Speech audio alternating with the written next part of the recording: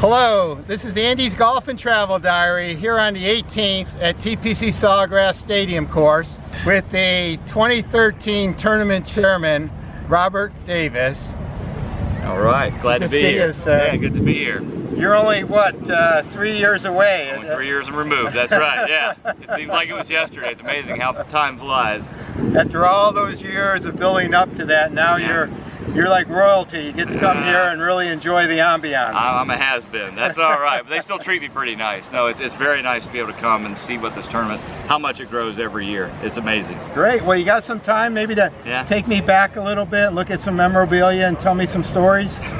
I don't know if we have that much time. But yeah, I mean, it was an incredible year. Tiger was our champion that year. That was just incredible. And how excited he was to win the tournament. Getting to see kind of a little behind the scenes look at him and his caddy and everything else, and to see how pumped up he was to actually win the Players in 2013. Even though it was his second time to win it, was a great opportunity to get a real behind the scene glimpse. Great, well I got some more questions for you. Okay, all right. So Robert, tell me how you came to the game of golf.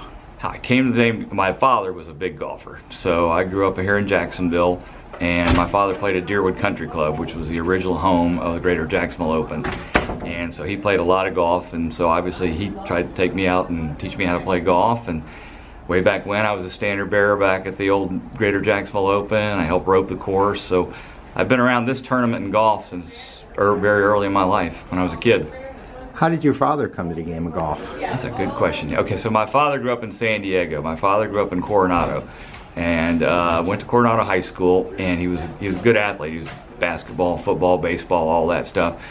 And they needed a couple players to play golf. And so the coach came and said, "Look, Don, have you ever played golf?" He's like, "No." He said, "Well, here's some clubs. You're now on the golf team." And one of the matches they went out to play actually had Gene Littler and Billy Casper and some real good golfers. So that was his first introduction to golf. And then he went off to Korea, but he played baseball in college, played for the Pittsburgh Stars, so he was a good athlete. And then once he got back to Jacksonville, he started playing golf and joined Deerwood Country Club and played a lot of golf. He was a good golfer for a long time. And then he was a redcoat. He was a tournament chairman for the senior TPC. In 1988, that's correct. Won by Billy Casper. Isn't that who he played in a high school golf match? And I'm not sure he played head-to-head with Billy, but he was the teams played each other. Pretty amazing how things, small world it is. What do you remember that year? What were you doing that year? I had a daughter who was probably about a year and a half old at that time, and I remember following him around the Pro-Am. He played with Gary Player in the Pro-Am, and I kept my daughter in a backpack, and I walked all 18 holes with him, and she sat there, and Gary Player pulled her out of it, and couldn't have been nicer to her. And I've spent numerous Gary Player stories over the years. I ran into him in Scotland and other places. He was such a nice guy, and I remember just how personable he was and how kind he was to my entire family. That's what impressed me about, and that's what I think about a lot of these professionals today. I'm fortunate to get to meet a few of them, and I think by and large they are very nice, polite people and appreciate the opportunity that they have in life.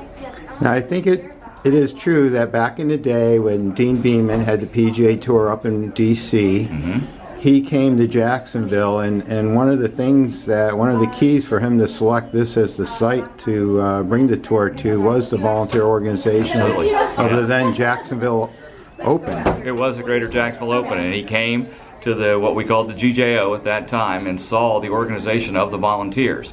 And it wasn't really called the Redcoats back then. It transformed into that. But that is, I heard Dean Beeman tell the story many times, how impressed he was with that organization. Said, you know what, that would be the kind of place to put our headquarters and to have our organization, and really, you can draw upon the spirit of that volunteer leadership. And then he bought this tract of land for $1 and built TPC Sawgrass. Yeah, well, a lot of golfers weren't all that happy with it originally. I think Raymond Floyd said they've ruined a perfectly good swamp, but I think it's turned out to be a pretty good place over the years. It's really progressed. Now the year you were the tournament chairman, you also had a legendary winner like your dad did. Tell me a little bit about that. I did. So I was fortunate where Tiger Woods happened to win in 2013, and that was my year. and it was really an exciting experience. I remember watching the final, not really because there was some, David Lingworth was in there, Tiger Woods was in there, there were a variety of them in there, but he really played well. And what I remember most about that is one of the things when you're the chairman, you get to go in with the commissioner and you walk the champion out for the trophy ceremony. And it was very exciting because we got to go into the perch where they do the scoring, and Tiger and his caddy were in there, and they were chest bumping each other and high-fiving, and like I knew we could win it. And it was pretty cool to see how fired up he got about winning this tournament. It made an impression on me, I can tell you that. Yeah, back in 2013, his fourth win out of 5 that year. Yeah, and he's won one more time since then, and I hope to see him back here and back playing here competitively again, and hopefully he'll get back this year. But I got to believe the competitive side of him is going to get him back out here again. Now, I've been a volunteer for the past 8 years, so I know a little bit about the volunteer organization. But from your perspective, somebody that grew up in it, came up through it, became a redcoat, became the tournament chairman. What is the key to that volunteer organization? Why is it so strong and charitable? Well, it's just, you have 2,000 volunteers out here, so the organization has grown, but you have a lot of volunteers that have been out here 40 and 50 years. It's really an amazing group of people, and it's very much a family.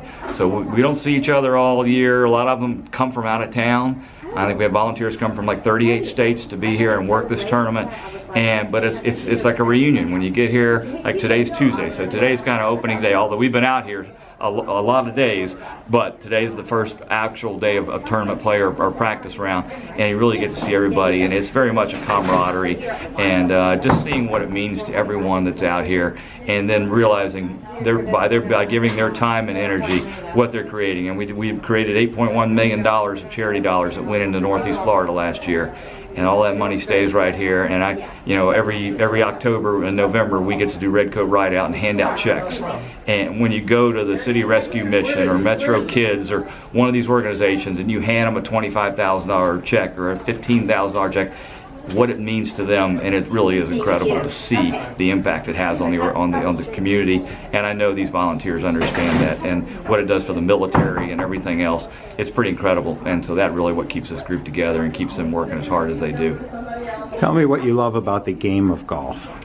Well, the game of golf, I taught my son how to play golf, and it's an honorable game. And it teaches you so many life lessons about, just doing the right thing, and, keep your own score and call penalties on yourself, and, treat other people with respect, and, you wait your turn. And so just so many life lessons in the game of golf. And then it's just so much fun. The places you get to play, I've been to Scotland, I've been to Ireland, I've been to Pebble Beach, and just the scenery and the places you get to go with the game. And I know you know that because I keep track of all your travels. And it is really an incredible sport that anybody can play, and you can play until you're 80, 90 years old, and that's what's so great about it, and you can always compete. And lastly, tell me what you love about this Players' Championship.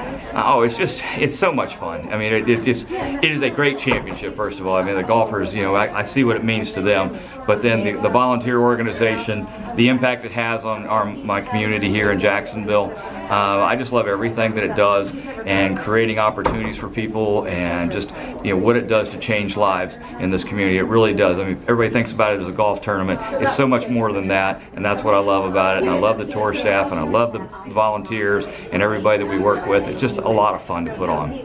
Well, Robert Davis, 2013 tournament chairman of the Players' Championship, I want to thank you for being such a special part of Andy's Golf and Travel Diary and sharing your insight of the volunteer organization and the Players' Championship. My pleasure. Thank you. That's great.